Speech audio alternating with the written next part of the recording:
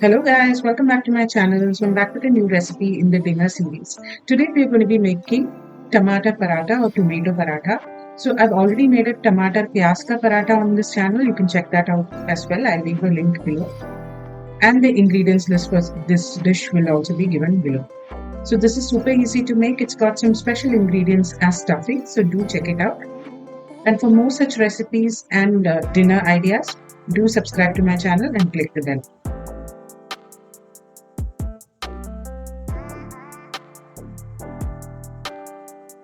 So let's start by making the stuffing for the paratha.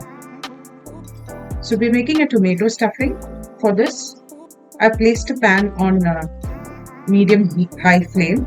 I poured some oil and heated it nicely. Now into this I'm going to add mustard seeds, cumin seeds and ajwain or carom seeds.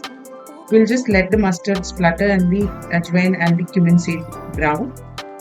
After which we'll add the next set of ingredients, which is finely chopped ginger and garlic. I'm also adding finely chopped green chilies to this dish. We'll saute everything until their raw smell disappears. And then go ahead and add the finely chopped onions.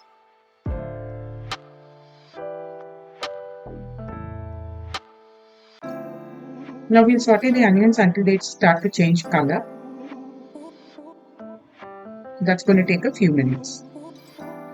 Now once the onions are cooked, we're going to add in the powders, which is red chilli powder, coriander powder, turmeric powder, salt and asafoetida. Add everything together.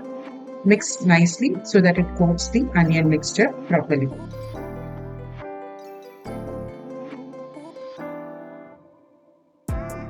Now it's time to add the main ingredient, which is tomato or tomato.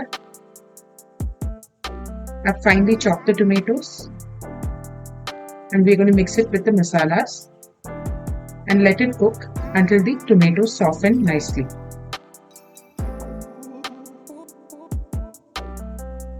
There are big pieces, just break it down so that everything cooks nicely.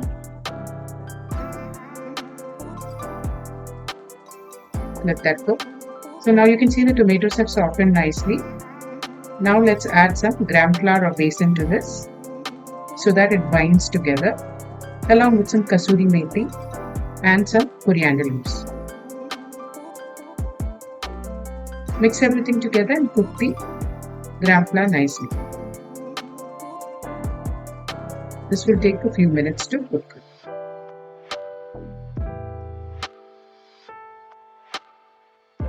Now once this is done, I've got some poha, the thick variety, which I've washed and drained and kept ready.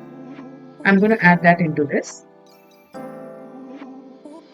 and mix everything well until the masala coats the poha nicely. So the poha has mixed in with the masala and the stuffing is ready. So let's move to the next step. I've cooled the masala nicely and kept it aside. Now let's make the paratha. So for the paratha, I've made a dough out of wheat flour and salt, adding sufficient water. I've made a peda out of it and I've just rolled it once. Now I'm going to just press it at the sides to make a cavity into which we'll put the stuffing. So the cavity is ready.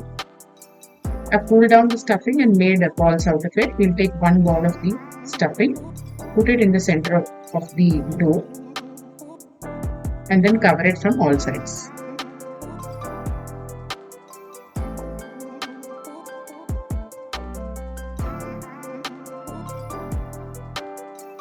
So covering it from all sides.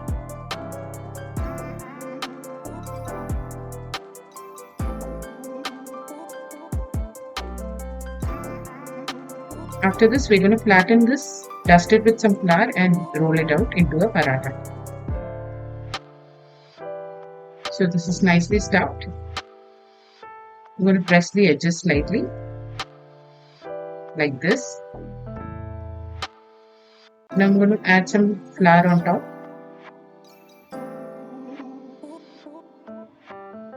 And then roll the paratha, applying force to the edges and not the center.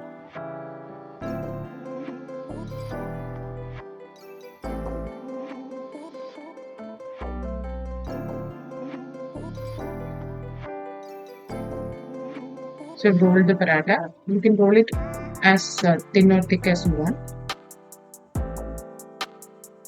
depending on whether you want the paratha to be crunchy or soft. So it's rolled it out. Now let's cook the paratha on the tawa. So I've heated the tawa on medium high. I'm going to place the paratha on top. Now we'll have to cook it from both sides until brown spots appear. Before that, we're going to grease it with some ghee.